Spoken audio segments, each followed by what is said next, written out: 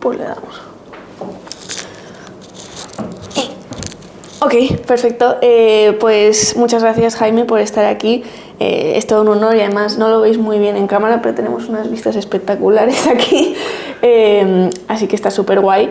Y nada, para dar un poco de contexto al oyente, pues estoy con Jaime del Barrio, que bueno, tiene un background en medicina, pues estudió medicina, ha sido profesor, etcétera, y ahora se dedica más al mundo de consultoría estratégica en ese mundo, en el mundo de la salud y la digitalización de esta, y poder ayudar pues a diferentes entidades, entiendo, ¿no? Así es, muchísimas gracias. Vale, pues como he dicho esto, pues me gustaría centrar la conversación en la tecnología y cómo estamos implementando un poco más esta en la salud aquí en España o bueno, en algún otro país también seguro. Pero lo primero es entender los problemas que hay actualmente o que tú veas de primera mano que estamos sufriendo ahora en el sector de la salud. Bueno, yo creo que más que problemas en sí, yo creo que son ahora mismo retos que tiene todo el mundo de la salud en el sentido más amplio de la palabra. Retos, tendencias que ahora mismo nos afectan a todos sin distinción ni de localización, población, etc. Y esos grandes retos son que vivimos más años, la media en todo el mundo está aumentando. En nuestro entorno vivimos 20 años más de media, superamos los 80, 90 años de expectativa de vida. En otros países, indudablemente, la edad en la expectativa de vida es menor, pero también está mejorando. Todo esto debido principalmente a todo lo relativo a la salud pública, calidad del agua, del aire, etcétera, que ya hablaremos de ello, pero también a los avances en diagnósticos y en tratamientos, ¿no? El mundo del medicamento, que también es más accesible, etcétera. Es decir, vivimos más años y ahora lo que queremos es además vivirlos con calidad. Queremos que cada vez nos afecten menos determinado tipo de enfermedades y encima cuando las tengamos, ahora mismo ya lo que hemos conseguido en un número muy elevado de ellas es cronificarlas. Es decir, ya lo normal es morir a una determinada edad habiendo padecido varios tipos de cáncer, y ya no tanto morir de cáncer como morir con cáncer. Es decir, ya no es la principal causa de muerte, es de las primeras, pero ya empieza a haber otra serie de enfermedades que también empiezan ya a ocupar esos lugares. Es decir, vivimos más tiempo, queremos vivir con calidad, hemos cronificado las enfermedades y eso indudablemente para los sistemas sanitarios, para los sistemas sociales, para los gobiernos en general, ahora mismo es un reto, porque hay más población a ser atendida, más tiempo. Por contra, los sistemas sanitarios, los sistemas sociales hoy en día siguen todavía sin dar respuesta eficiente a todos estos retos.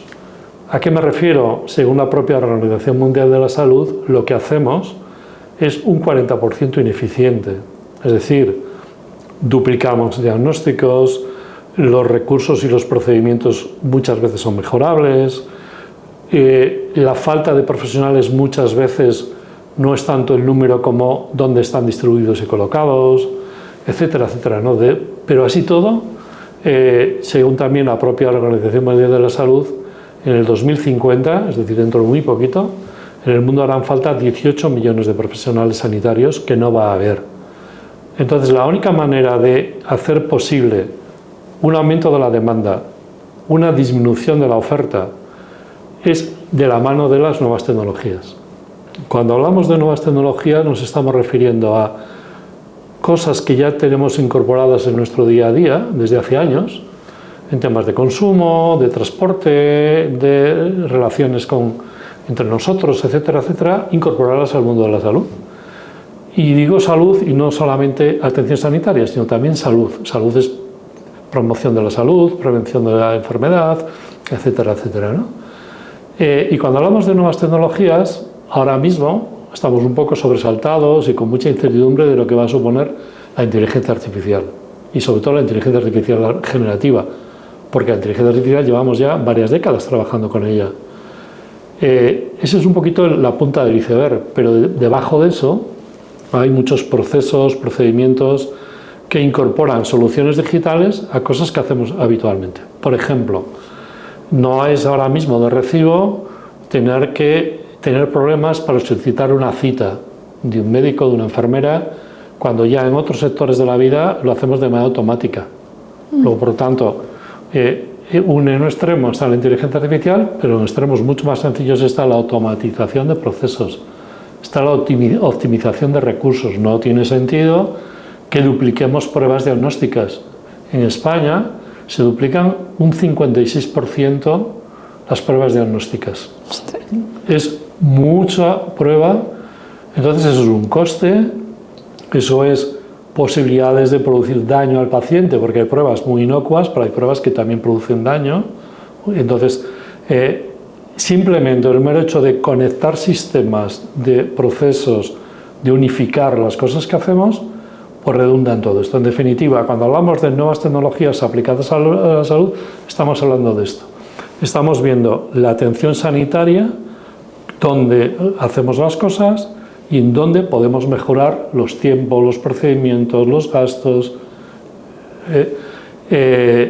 Estos días, por ejemplo, yo hablaba con un centro de salud del centro de una gran ciudad y me decía que prácticamente los profesionales están de brazos cruzados. ¿Por qué? Porque en esa zona, precisamente en esa zona, el 70% tienen doble aseguramiento, es decir, el 70% tiene también seguro privado, con lo cual el sistema público está ahora mismo infrautilizado. Y no lejos de ahí, en otro centro de salud, están saturados. Si hubiese una buena coordinación, podríamos perfectamente distribuir la carga de trabajo y ser bien atendidos todos. Por lo tanto, a la pregunta, cada vez hay más población a ser atendida durante más tiempo, los recursos siempre son limitados y tenemos que utilizarlos mejor, y además la salud es algo que nos importa a todos y nos preocupa a todos. Y por cerrar un poquito este ciclo de nuevas tecnologías aplicadas a la salud, vendría en qué otros campos, no solamente lo que es la atención sanitaria, se aplican las nuevas tecnologías.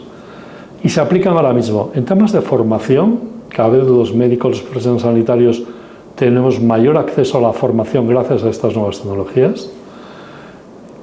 Tiene mucho desarrollo e implantación ahora mismo en todo lo que es descubrimiento de nuevos medicamentos. Lo hemos vivido en la pandemia, como en prácticamente un año, año y medio, teníamos sobre la mesa nuevas moléculas que habían pasado todos los procesos de ensayos clínicos y se empezaban ya a utilizar. Algo que hasta entonces costaba 8 o 10 años de trabajo, se pudo hacer en año y medio, 2 años. No hubo atajos, no se quitó nada de hacer, se hizo con toda seguridad y con toda garantía, pero se optimizaron los tiempos precisamente utilizando inteligencia artificial y nuevas tecnologías. Es decir, formación, investigación, desarrollo de nuevos medicamentos, desarrollo de nuevas tecnologías en el diagnóstico, cada vez somos más exactos a la hora de diagnosticar enfermedades, y todo esto indudablemente metido en toda esta coctelera de sistemas sanitarios públicos, privados, concertados, ahora mismo indudablemente nos obliga a pensar de manera diferente, porque los retos que nos llegan son diferentes. La población nos pide más atención y paradójicamente cuando ahora mismo el sistema sanitario es más accesible, podemos tener un reto que a mí realmente me preocupa, y es que estemos haciendo posible una mayor brecha, ya no tecnológica ni social, sino en el acceso a todo esto. Vemos que si determinado tipo de sistemas se colapsan, la gente busca alternativas, y está buscando alternativas ahora mismo al doble aseguramiento. La gente tiene seguro privado. Y ahí tenemos un reto. Es decir, cuanto en teoría es más accesible, puede ser que si no lo hacemos bien, queremos más diferencias. Insisto, no tanto sociales sino en cuanto a la llegada de todos estos. Y cuando digo que no tiene que ver con el tema social, a todos nos tiene que venir a la mente la imagen de los que diariamente están llegando a nuestras costas. Todos ellos no tienen nada, vienen sin nada, salvo un móvil. Todos tienen móvil. Las imágenes realmente son duras de ver náufragos en playas nuestras sin nada con un móvil. El móvil es lo que les une a la vida a través de sus familias, pero es lo que les une también a los sistemas sanitarios. Entonces, en el móvil queremos en 2 clics obtener un billete, canjear un viaje, acceder a nuestra cuenta, pero también tener respuestas a problemas sanitarios. Luego, por lo tanto, nuevas tecnologías aplicadas a la salud significa utilizar las bondades de las nuevas tecnologías de todos los niveles, desde un móvil hasta la inteligencia artificial generativa, en todos los diferentes retos que tiene la atención sanitaria, tanto diagnóstico y tratamiento de enfermedades como prevención y promoción de la salud. Pero yo veo que, como tú bien dices, estamos muy avanzados pues, en todo lo de investigación, etcétera, pero siempre hay esa brecha de la que hablas de que no sé, el público general, el cliente final, ese paciente, no ve mucho cambio en su experiencia. O sea, sí, hay muchas ideas sobre poner aplicaciones, poner algún chatbot, de alguna manera mejorar esa experiencia de cliente, pero siempre veo barreras. O sea, es muy difícil convencer a una entidad sanitaria para que cambie. O sea, yo veo 1000 startups, 1000 asociaciones, 1000 ideas flotando por ahí que se hacen realidad muy rápido porque la gente sabe trabajar y sabe hacerlo, pero el implantarlas no sucede y entonces no entiendo el por qué. Estoy de acuerdo en que es difícil de entender en principio, pero con lo que vamos a comentar ahora no se justifica, pero se entiende en el sentido de qué es lo que está pasando para que esto no haya llegado. Llevamos ya 15 20 años hablando de todo esto y sin embargo no ha tenido la trazabilidad en el desarrollo que está ocurriendo en otros sectores, como has citado alguno. Has dicho una palabra muy interesante, experiencia del usuario, del cliente, en este caso concreto del paciente. Se nos llena la boca hablando del paciente como centro del sistema sanitario, cuando todavía en general no hemos aprendido a escuchar al paciente. Y no hablamos de satisfacción en el sentido de usabilidad de los servicios, sino de satisfacción en cómo ha cambiado el curso de mi enfermedad en la medida que he sido bien atendido o no he sido bien atendido. No solamente quiero que se me sonría cuando me atiendo, sino que quiero encontrar empatía con el profesional, quiero que el profesional me ayude a mi autocuidado de mi enfermedad, etcétera, etcétera. Entonces, en primer lugar, tenemos que aprender a escuchar y a mantener una comunicación bidireccional. Cuando hablamos de tecnologías de la información y la comunicación, nos olvidamos muchas veces de la parte de la comunicación. Es fundamental saber escuchar. Aunque seamos médicos, conocemos la enfermedad, tenemos una formación que permanentemente actualizamos, lo que vive el paciente, cada paciente es diferente. Y es fundamental escucharle, porque el paciente lo vive así. Luego ya tendremos que llegar a un nexo y a un acuerdo entre el paciente y el profesional para ver cómo seguimos, ¿no? Pero, entonces, en primer lugar, la comunicación. Tenemos que mejorar mucho la comunicación, porque eso nos daría muchas pistas. Hay una segunda cuestión, y es la resistencia al cambio. Llevamos muchos años funcionando de determinada manera, con normas y con regulaciones de hace 20, 30, 40 años, y el mundo ha cambiado mucho, y a todos los niveles. Por eso me niego a aceptar lo de la brecha digital ligada a la edad. No es verdad. Gente mayor, perfectamente digital, y otra cosa es, habrá personas que no pueden acceder a ello, pero en general claro que pueden acceder a ello, si saben cómo hacerlo. Y ahí estamos en un mundo en que nos rodea a nosotros un sistema nacional de salud que tiene unos principios de accesibilidad, de equidad, pero no está bien en el papel, pero luego la realidad es que no es tan accesible ni es tan equitativo dependiendo de dónde vivas y qué acceso tengas a determinado tipo de recursos de salud, ¿no? Eso no es verdad, o sea, no está conseguido. Tenemos que seguir trabajando mucho más en ello. Entonces, esa resistencia al cambio viene dada porque funcionamos de determinada manera, con buenos resultados, ahí están, en indicadores de salud, pero es verdad que los retos ahora mismo son diferentes.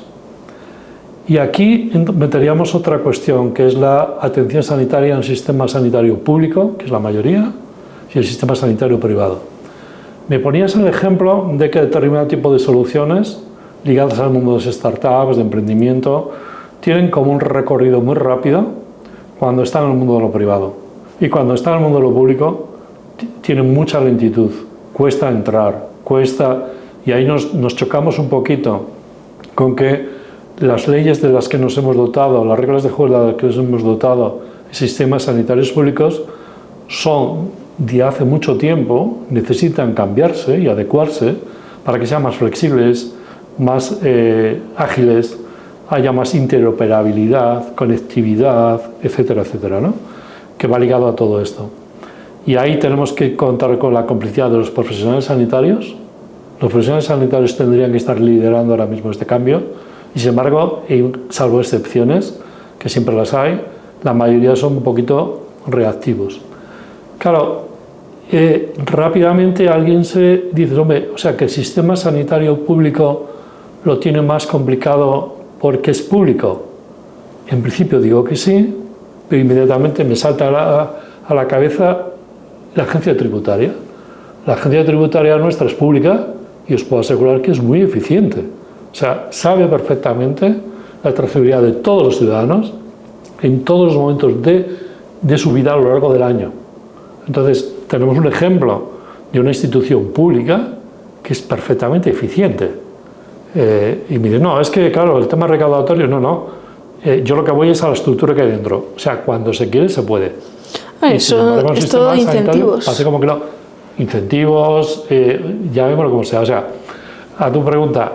Primero, yo creo que tenemos que mejorar mucho la comunicación. Segundo, tenemos que cambiar y adecuar las herramientas del sistema sanitario público, porque estamos viendo que el sistema sanitario privado está avanzando más rápido en todo este tipo de soluciones. De hecho, en España el 20% de la población tiene todo el aseguramiento. Pero es que lo que está empezando a ocurrir es que incluso en el sector privado ya empieza a haber ineficiencias como listas de espera, como etcétera, etcétera. Lo mismo con el público, porque ya hay un desplazamiento importante. Pero es verdad que tiene soluciones más ágiles, más rápidas y lo puede solucionar. Entonces, y ya en tercer lugar, diría comunicación, resistencia al cambio, y ahora mismo necesitamos que los nuevos profesionales, que los profesionales que se están incorporando al sistema piensen de manera diferente. La población piensa de manera diferente, es digital, es disruptiva, es global, y sin embargo le seguimos formando como hace 40 años, 50 años. Entonces yo creo que ahora mismo necesitamos ir adquiriendo competencias digitales, necesitamos capturar el talento que ahora mismo es necesario para estas nuevas formas de abordaje de la salud. El reto que tenemos por delante es que este tipo de perfiles profesionales son muy solicitados y ahora mismo se están yendo a otro tipo de empresas y de instituciones, pero ahora mismo, si queremos avanzar como la sociedad nos está pidiendo, tenemos que hacer grandes cambios, profundos cambios normativos, en todo lo que es la aplicación de nuevas tecnologías en el mundo de la salud. No, y es interesante también lo que comentábamos antes fuera de cámaras, de que es triste el pensar a veces que necesitamos de un choque de realidad o una catástrofe como fue el COVID en su día para que realmente aparezcan estos cambios o la gente se dé cuenta de que, oye, igual tenían razón y no puedo ir de brazos cruzados, tenemos que cambiar ya. Entonces, ¿cuáles dirías que son los primeros pasos muy específicos, o sea, realmente de decir esto es lo que hay que hacer ahora para ir moviendo un poco la aguja? Para intentar cambiar este pensamiento o esta lentitud que hay en el mundo sanitario para mejorar y adaptarse a las nuevas tecnologías. A ver, si nos ceñimos ahora mismo a nuestro entorno, al Sistema Nacional de Salud y nuestro entorno, yo creo que ahora mismo están en marcha diferentes normas, precisamente del Sistema Nacional de Salud, que van un poquito a adecuar los tiempos ante estos nuevos retos y estas nuevas posibilidades, por contra de los 40 años que llevamos haciendo las cosas de determinada manera. O sea, ahora mismo empieza, y digo ahora mismo, digo en los próximos 3-5 meses, empieza a haber posibilidades de cambio. ¿Por dónde pasan?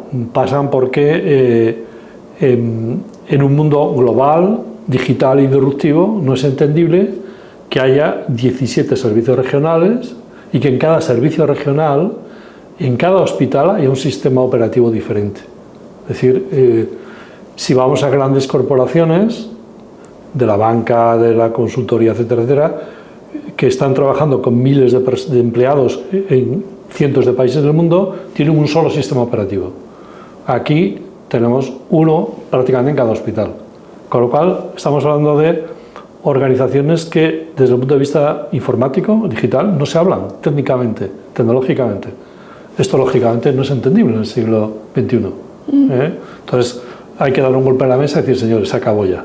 Que cada uno le ponga luego el logotipo que le guste, pero por dentro las herramientas, la estructura, etc. ¿Por qué? Porque de no hacerlo así, lo que está ocurriendo ahora mismo es que el pronóstico, de lo que hablábamos al principio, el pronóstico de vida, la expectativa de vida, está ligado al código postal de donde vive uno. Entonces, claro, cuando hablamos de la España vaciada, el mundo rural no es digital, no, perdona, el mundo digital lo que no tiene es conectividad, es que no llega a la red allí, pero no llega a la red de telefonía. Si yo a una persona del mundo rural, del mundo, le hago llegar una buena señal con un programa terriblemente intuitivo, claro que entra, ¿cómo no va a entrar? Lo que pasa que es que ni siquiera hacemos esto, entonces, cosas muy concretas. No puede haber sistemas operativos en cada centro sanitario, tiene que haber un único. Tiene que haber reglas de juego para todos uniformes. No puede haber que en cada centro, en cada hospital, se investigue o se intente hacer un centro específico de algo. Estamos en un sistema nacional, quiere decir que, y ahí tendríamos que aprender de otros países donde tienen todo esto perfectamente integrado. Tenemos que no trabajar ya con nuestros sesgos de perfiles, de profesiones, de especialidades, de subespecialidades, sino que realmente tenemos que poner al paciente en el centro del sistema y con una visión transversal y una visión holística, entender qué necesita el paciente en cada momento para ver quién le puede dar la mejor solución. Y no al revés. Montamos estructuras, diseñamos organizaciones y luego ya vamos viendo a ver dónde lo encajamos. No, es al revés. Antes me lo decías. Primero, comunicación, experiencia del paciente. Que el paciente nos cuente qué necesita en cada momento y luego ya vemos quién le puede dar la mejor atención, pública o privada. Pero cosas concretas son sistemas operativos, conectividad, formación / información, es decir, tenemos que al mismo tiempo que los profesionales adquirimos competencias digitales, tenemos que ir informando a la población. Por poner ejemplos, hemos dicho a la población que ante una mínima peca en cualquier edad hay que ir al dermatólogo. Claro, los dermatólogos ahora mismo no dan abasto. Y tenemos en listas de espera lo mismo, una peca que no tiene ninguna significación clínica con un posible melanoma. Bueno, esto ahora mismo no tendría que ser así. Y eso pasa por información, formación y aplicación de tecnologías. ¿Por qué? Pues porque ahora mismo se pueden hacer screenings poblacionales, se pueden hacer determinado tipo de cribados que pueden discernir realmente aquello que si realmente tiene que estar en una lista de espera o incluso que es urgente y aquello que realmente, bueno, persona joven, una lesión que no tiene ningún tipo de características malignas, etcétera, etcétera. Bueno, estos son ejemplos.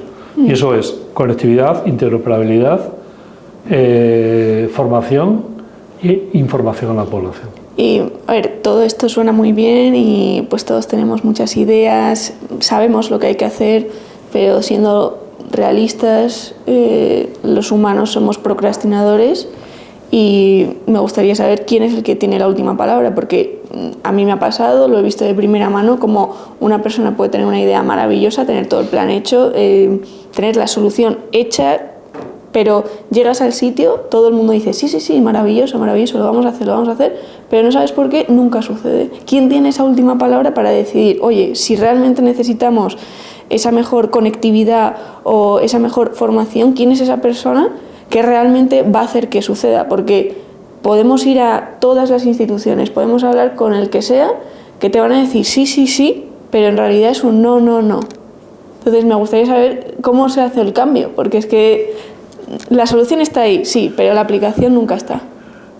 Primero, el cambio, en mi opinión, no es de personas. Quiero decir, o sea, las personas somos importantes y somos los que al final estamos detrás de los cambios.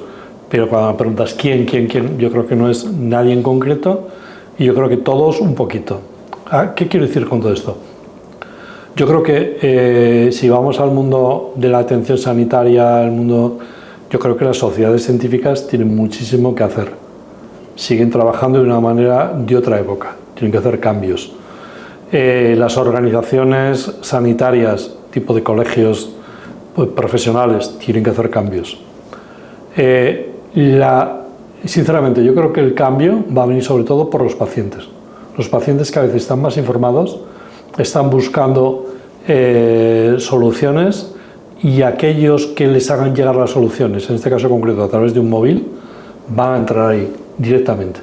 Claro, tú me dices, vamos al mundo de las startups o vamos al mundo de... Hay muchas haciendo cosas, pero mi pregunta sería, ¿cuántas de todas estas realmente producen cambios en la evolución de una enfermedad o de un tratamiento? Y yo te digo, estadísticamente un 2%. El resto de las demás no hace... O sea, todo el mundo tiene buena intención, todo el mundo está invirtiendo, pero realmente se le están olvidando una cosa. Al final tiene que haber algo que cambie el curso natural de una enfermedad. Porque cuando yo pregunto a un inversor, a un emprendedor, de determinado tipo de soluciones en salud, ¿qué vas a cambiar de esta enfermedad? Me dicen que no lo saben. Y sin embargo están ya en fases 1, en fases 2, desarrollando tal, no sé qué, no sé qué. Es decir, yo creo que también tenemos que... A ver, la salud está de moda. Todo el mundo, como pacientes, como inversores, como emprendedores, afecta al 100% de la población. En el mundo de los datos, todo el mundo se cree que ahora mismo la salud es el principal vivero de datos, de la economía de datos. Salud tiene muchos datos, pero la mayoría ahora mismo no tiene ningún valor, porque no sirven luego para obtener de ahí información, que luego sirva para un producto, para un servicio, para un medicamento. Entonces, yo creo que hay mucho ruido ahora mismo en el mundo de las tecnologías, de los datos. Insisto, la salud afecta al 100% de la población toda la vida, con lo cual, todos de alguna manera. Mientras estamos hablando de esto, ¿quién está ahora mismo a nivel global capturando información de cada persona durante todo el tiempo de su vida y nos lo va a devolver en productos y en servicios ligados a la salud? Las grandes tecnológicas. No son las grandes farmacéuticas. Las grandes farmacéuticas investigan, desarrollan, pero quien ahora mismo está capturando información que nosotros le estamos dando de manera voluntaria, o por lo menos tendríamos que saber que se la estamos dando, y que nos lo va a devolver más pronto que tarde en productos y en servicios sanitarios y de efectos en la salud, son las grandes tecnológicas. Y sin embargo, no nos estamos dando por enterados, y ahí entro ya en autoridades sanitarias, autoridades no necesariamente solamente sanitarias, todas las autoridades que tienen que trabajar en la normativa, en la regulación. La normativa y la regulación van muy por detrás de lo que van los avances tecnológicos. Entonces, cuando queramos poner reglas y normas, será como intentar poner puertas al campo. Con lo cual, ¿quién tiene que hacer todo esto? Yo creo que todos, en el nivel de nuestras responsabilidades, tenemos que pensar de manera diferente y hacer cambios de manera diferente.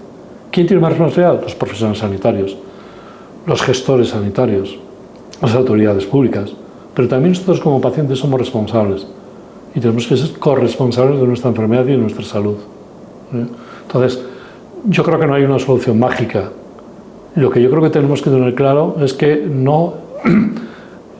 esto no va de milagros de ningún tipo. Antes hablabas de la pandemia, ¿no? La pandemia nos llega y diríamos, ¿nos llega sin saber que venía o ya sabíamos que venía? Tenemos que mirar la hemeroteca, donde en octubre y en noviembre del año anterior ya algunos decíamos que era cuestión de tiempo que llegase una pandemia de este tipo. Bueno, Bill Gates justo puso un vídeo súper famoso que se hizo viral, que hace años en años anteriores ya avisó en plan de esto es lo peor que nos podría pasar y probablemente pase. Claro, entonces, ¿por qué iba a pasar? Iba a pasar por la globalización, iba a pasar porque, claro, ya más decíamos, no, y viene del sudeste asiático. ¿Por qué del sudeste asiático? Porque allí todo lo que es la sanidad alimentaria es muy mejorable, por no decir otra cosa.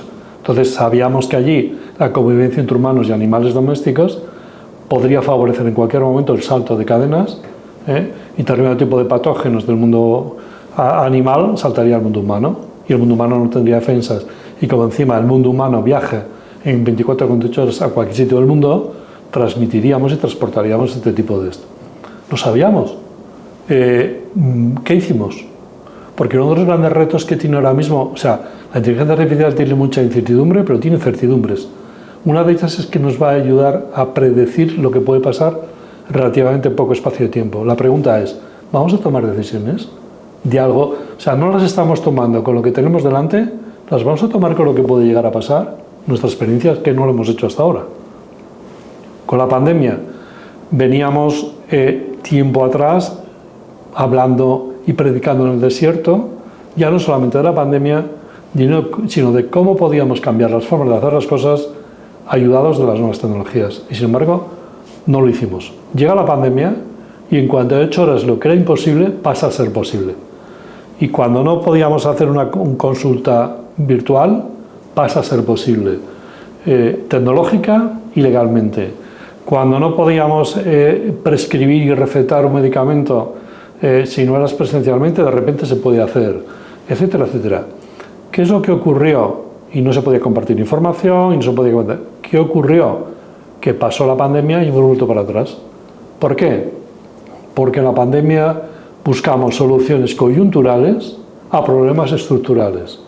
Pasa la coyuntura, más o menos se hace aceptablemente, sin entrar en detalles, y volvemos para atrás, porque los problemas estructurales siguen estando ahí. Siguen estando en las organizaciones, en las formaciones, en los perfiles profesionales. ¿Me explico? Entonces, esto significa que no, significa que nos tenemos que poner todas las pilas, que ya no funcionan las cosas, que la salud ahora mismo es un bien preciado para todos, sobre todo lo valoramos cuando no lo tenemos, y que relativamente con escucha, con coordinación, con mejor utilización de recursos humanos y materiales, etcétera, etcétera, se podría hacer todavía muchísimo mejor. Entonces, ¿quién? Tu pregunta, no estoy evitando la pregunta, yo creo que es un poquito todos. La propia Comunidad Europea. La propia Comunidad Europea está haciendo, la Comisión Europea está haciendo las mismas normativas, unas reglas de juego. Claro, cuando quieran llegar todas estas a que sean operativas, ya estaremos en otra dimensión. Hace años, cuando hablábamos de proyecciones, estudios prospectivos, bueno, hablar de 8 o 10 años, bueno, era relativamente frecuente. Ahora mismo, nosotros que hacemos muchos proyectos de tendencias, de análisis de prospectivos, etcétera, ya no nos atrevemos más allá de 3 años. 3 años, 5, pero 3. Más allá, ahora mismo ya es impensable. Tal y como van las cosas, ¿no? De los impactos y tal. Entonces, yo creo que ahora mismo lo que tendríamos es que, igual que pasó en la pandemia, que pusimos a la salud de manera transversal al más alto nivel, tendremos que volverlo a poner ahí para evitar que pase todo esto. Y cuando dices que esto es responsabilidad de todos para que realmente haya un cambio y pues avancemos, obviamente pues entiendo que la mayoría de nuestros oyentes no van a ser los máximos responsables de la organización de salud, etcétera. Entonces, ¿cuál dirías que son las acciones que puede hacer cualquier persona, que sea normalmente un paciente o una persona a pie, para poder mover un poco esta rueda?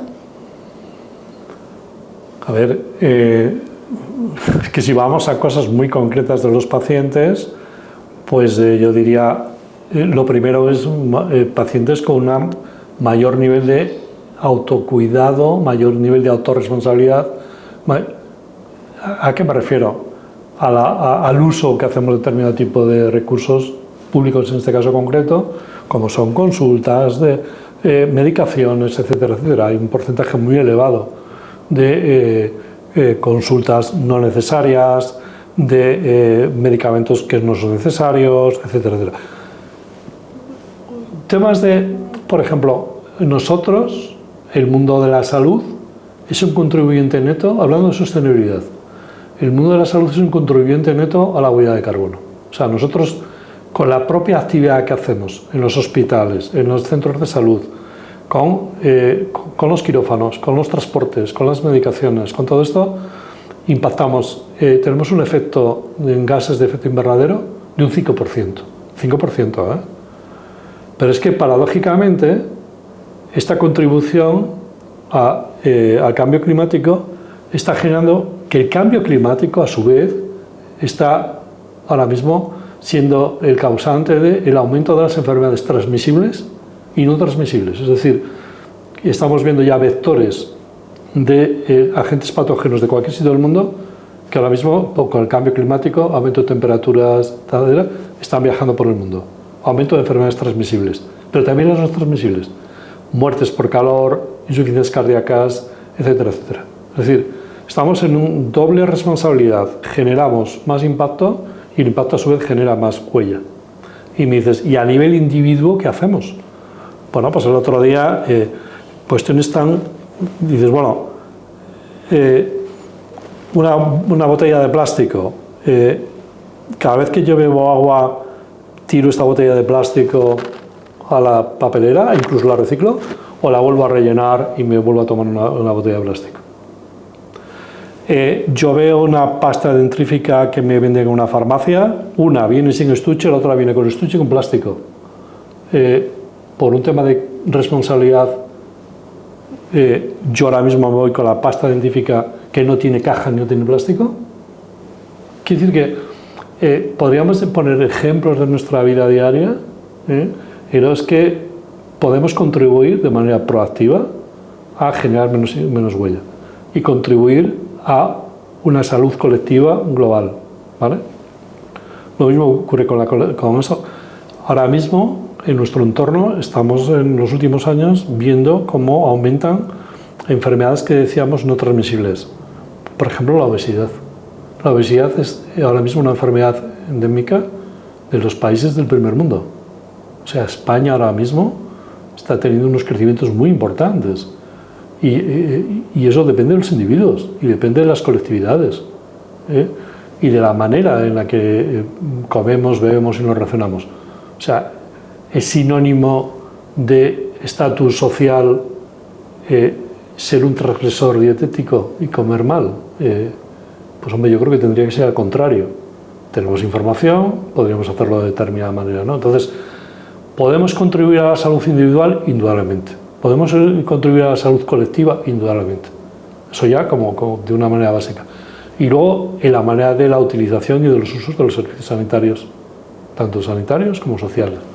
Yo creo que ahora mismo tendríamos que ser, igual que somos exigentes en consumo y en otros sectores, yo creo que en salud tendríamos que ser también bastante más exigentes en el sentido de ser más demandantes, mejor escuchados, utilizar mejor los servicios. Entonces, o sea, yo entiendo el poder que tiene el individuo para pues no coger citas que no son necesarias o intentar reducir su huella de carbono, etcétera, pero ¿hay algo que puede hacer el individuo para que se dé cuenta la institución que hace los cambios en la salud del cambio? O sea, porque como que la información me parece que es abundante, o sea, todo el mundo sabe lo que tiene que hacer, pero lo que nos falta es la acción. Entonces no sé qué es lo que necesita oír o necesita ver el jefazo de no sé qué o el Estado para realmente decir, venga, esto hay que invertir. Porque tú mismo has dicho que hay sectores como la agencia tributaria que esos están al día. ¿Por qué? Por incentivos. Entonces, ¿qué tiene que hacer él? ¿Y cuál es su incentivo? Bueno, pues que no quiere ver que el ser humano robe o el ser humano se lleve un trozo más grande de la tarta del que debería. Entonces, ¿qué tiene que hacer ahora el ser humano para que el Estado ahora diga, oye, pues igual, si somos capaces de mejorar tanto la agencia tributaria, también seríamos capaces de mejorar el sector de la salud? A ver, hablábamos un poco a nivel individual, en nuestro día a día, nuestra forma del uso o abuso de en este caso concreto de sistemas sanitarios. Daría un salto en qué está ahora mismo ocurriendo para que determinado tipo de autoridades sanitarias, tanto aquí como a otros niveles, estén cambiando. Y están viniendo los cambios, por ejemplo, con asociaciones de pacientes. Nosotros estamos trabajando últimamente con varios proyectos en donde es relativamente frecuente alianzas entre asociaciones de pacientes, administración sanitaria en este caso concreto, o de Hacienda incluso, sociedades científicas, e incluso laboratorios farmacéuticos. Es decir, está habiendo alianzas en las que estamos poniendo encima de la mesa la situación de determinado tipo de patologías, de enfermedades, desde el inicio hasta el final, quién atiende, quién hace qué, Entonces incorporamos a las mesas de trabajo todos estos actores, estos agentes, y vamos viendo un poquito cómo se hace, cómo se debiera hacer todo esto, y proponemos planes de acción. Si implicamos desde el primer momento la autoridad sanitaria competente, estamos al mismo tiempo asumiendo que esa autoridad sanitaria competente al final va a estar implicada en ello y va a haber cambios. Y esos cambios significan cambios en las formas de actuar, significa cambios en las reglas, en este caso concreto en las normas, las leyes, etc. Y esto está ocurriendo ahora. E incluso me consta que está habiendo este tipo de alianzas para cambios ya no solamente en España, sino en Europa. O sea, ahora mismo yo creo que hay varios que estamos ya trabajando en diferentes tipos de estrategias a nivel europeo de la mano de pacientes, administración, sociedades científicas e industria farmacéutica o tecnológica. Esto va a producir cambios, está produciendo cambios, y ya digo, si desde el principio implicamos a la administración responsable, se va a sentir también implicada desde el inicio y en la solución final. Entonces, eso está ocurriendo ya. ¿Tendría que ocurrir más y en más ámbitos? Sí, pero esto, o sea, hay formas diferentes de trabajo. Y aquí, aunque empezábamos hablando de ello, las soluciones digitales no dejan de ser sino una herramienta que en todo el proceso en algún momento intervendrá, pero no es el fin.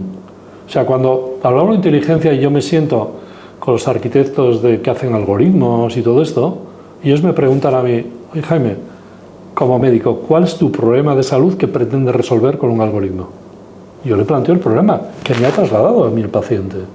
Ellos al final hacen oye, para tener un algoritmo y tal, necesito que me pases este tipo de información, indicadores, tal. Y luego al final ellos te proponen una solución que luego habrá que validar con los expertos sanitarios y que incluso habrá que validar con los pacientes. Y ya más adelante, esa solución, basada en inteligencia o basada en esto, será de aplicación o no a los pacientes. Pero no es al revés. Las soluciones digitales no es el fin, es el medio para hacer las cosas mejor. Entonces, a la pregunta, ¿cómo cambiamos todo esto? Primero, formación, información a nivel individual y a nivel colectivo. Y a nivel colectivo ahora mismo, insisto, yo soy muy partidario de alianzas estratégicas, porque luego la táctica es relativamente sencilla. Muchos de los ejemplos que antes me ponías de que no llegan a un fin es porque han fallado en la estrategia, no en la táctica. O sea, tienen claro que para llegar aquí hay que hacer esto, pero luego lo que no tienen en cuenta es toda la estrategia que rodea para que eso realmente tenga un final feliz, sea un éxito. Entonces, yo soy muy partidario de alianzas estratégicas que implican ahora mismo a todos los sectores de la... no he incluido conscientemente a las tecnológicas en estos, digamos, alianzas, pero en algún momento hay que contar con ellas también, porque muchas veces son las que desarrollan este tipo de soluciones. Pero en la fase de generación de este conocimiento, de análisis de la situación y de propuesta de soluciones, yo aquí no las metería. Las metería en una segunda fase en la que en cada momento aporten la solución digital, etcétera, etcétera, que necesitamos en todo el proceso. Y a mí me llama mucho la atención cuando escucho a gente como tú, que pues claramente está muy enterada y muy al día de lo que pasa. Entonces me gusta saber también y aprender de dónde sacáis vosotros la información o qué tipo de blogs, vídeos, qué consumes, o sea, tú de día a día para mantenerte informado o coger esas nuevas ideas. Es muy interesante, todas, pero esta también es muy interesante la pregunta, ¿no? A ver, yo creo que todos los profesionales sanitarios, yo creo que todos los profesionales en general y del mundo de la ciencia, tenemos una deformación profesional, y es que nunca citamos un dato si previamente no sabemos la fuente y que la fuente para nosotros es una fuente validada, fidedigna. Quiere decir que, entonces, yo os diría, mis fuentes siguen siendo las mismas de siempre. O sea, yo sigo bebiendo de las mismas fuentes de siempre. Si son de calidad, hay que seguir. Claro, calidad, pero es que si vamos a revistas científicas de toda la vida, las de toda la vida han hecho la transición, ya están en el ámbito digital, siguen teniendo la metodología, la forma de trabajo de otra época, de validación, fuente, doble tal, no sé qué, y lo que han hecho es cambiar un poquito la forma, el canal, el acceso, la forma de funcionar, pero sigue siendo la misma. Y entonces yo creo que todos los que estamos en el mundo más científico, siempre las fuentes son las que son de fiar. Ahora mismo llegan nuevas herramientas que son muy apetecibles, es decir, y la generativa y tal, no sé, y tal. Claro, mi experiencia es que todavía queda mucho camino, ¿Qué quiero decir con todo esto? Me puede servir en un momento determinado, venga, oye, pero al final me lleva a fuentes relativamente no muy fiables, no muy fidedignas, pero yo creo que nos tiene que recordar un poco como en su momento no estábamos en Wikipedia, ¿no? Y todos nos reíamos de Wikipedia. Y en la comunidad científica no se citaba Wikipedia. Hoy en día, en la comunidad científica se empieza a citar a Wikipedia. ¿Por qué? Porque ha habido un tránsito de años en los que ya no vale que cualquiera ponga lo que quiera, sino que ya tiene un filtro, ya tiene unas capacidades diferentes. Entonces yo, en todo esto que me estás preguntando, yo estoy viviendo algo que yo creo que vivimos en aquella época con el tema de Wikipedia, ¿no? Entonces, todo lo que ahora mismo tenemos a nuestro alcance no es fiable desde el punto de vista científico. Para mí las fuentes siguen siendo las de siempre, e insisto, porque además las de siempre siguen trabajando de la misma manera y han incorporado estas nuevas tecnologías para ser accesibles. Es decir, por no citar ninguna, para no hacer... Pero todas las revistas científicas de impacto de toda la vida, todas están en el mundo online y en las diferentes redes. Quiero decir que todas tienen su salida ahí, e incluso tienen grupos, tienen todas. ¿Y hay alguna que recomiendes más? O sea, da igual qué nombres, gente, o sea, que no sé, a ti te guste en específico. No, o sea, a ver, revistas de prestigio, yo creo que de todo el mundo conocida, como el Nature, Science, New England, Lancet, todas estas revistas que son clásicas en el sentido que alguna de ellas lleva ya más de 100 años, todas, desde hace ya años, están en Twitter, están en LinkedIn, están no sé qué, y además, yo que sé, en Twitter o en X, que es ahora, pues te permite hacer grupos, hacemos grupos y está viniendo muy bien, por ejemplo, para el tema de las enfermedades raras. El tema de la globalización, redes sociales, Internet, está viniendo muy bien para el mundo de las enfermedades raras. ¿Por qué? Porque, como su propio nombre indica, son enfermedades raras, pero raras, muy raras, donde puede haber muy poquitos casos en el mundo. Entonces, si tienes un sitio común donde puedan aportar información como pacientes, primero a ellos les sirve y luego nos sirve a los que estamos trabajando en esas enfermedades para tenerlos en cuenta a la hora de necesidad de muestras biológicas o necesidad de cosas para hacer ensayos clínicos, para comprobar luego un determinado tipo de medicamentos o de diagnósticos, etcétera, etcétera, ¿no? Yo creo que las academias habituales, de hecho, en el mundo científico seguimos luchando porque nuestros artículos sean reconocidos en esas revistas, no en otras. O sea, cada vez que nosotros publicamos algo en el mundo científico, queremos estar ahí, sí, en revistas de impacto. Quiere decir que cada vez que, oye, me ha aceptado un artículo no sé qué, en esta revista profesionalmente es una alegría. Ahí diría que lo que estamos viendo también es una cosa muy curiosa, y es que empieza a haber ya trabajos científicos, digamos, con la metodología que estamos hablando, en la que incorporan ya soluciones digitales como una parte de ese artículo. O sea, históricamente, ante determinado tipo de artículos científicos, era habitual encontrar diagnóstico, tratamiento. Hubo un momento en que empezamos ya a incluir estudios farmacogenéticos, luego empezamos a incluir estudios de farmacoeconomía. Bueno, pues ahora empezamos ya a incluir soluciones digitales en el abordaje de determinado tipo de enfermedades. Y en los últimos 5 años, no más atrás, ya hay más de 1000 artículos científicos en los que demuestran que la aplicación de soluciones digitales ha cambiado el curso de una enfermedad. Y eso se supone en beneficio para el paciente y supone también de optimización de recursos para los sistemas sanitarios. No estamos hablando todavía de terapias digitales, que sería el siguiente paso, pero sí que determinado tipo de soluciones digitales ya empiezan a encontrarse en los artículos científicos, es decir, la evidencia científica.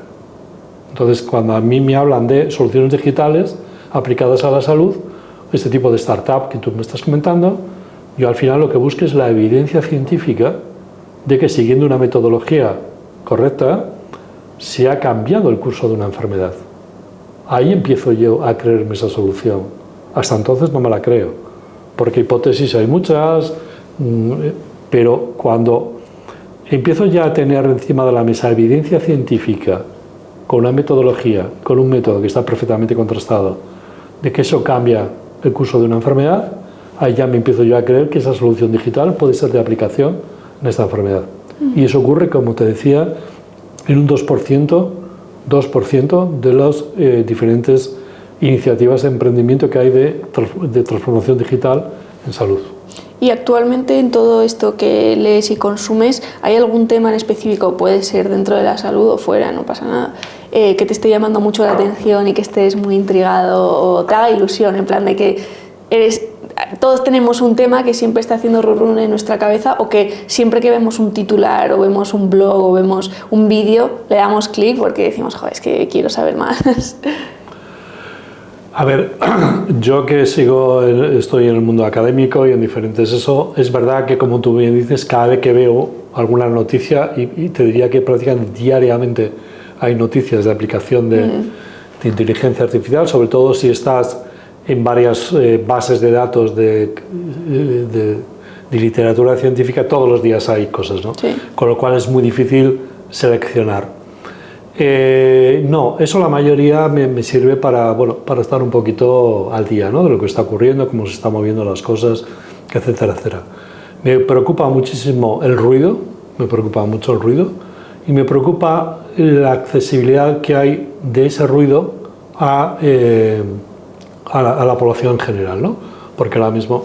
Entonces, dos ejemplos muy concretos, ¿no? Recientemente, hace unos días, ¿no?, en los telediarios. Se está ahora mismo ya con una vacuna que posiblemente cambie el tratamiento y el pronóstico de la enfermedad del cáncer de mama. Claro, rápidamente tienes llamadas de pacientes, de compañeros, oye, ¿realmente esto dónde está todavía?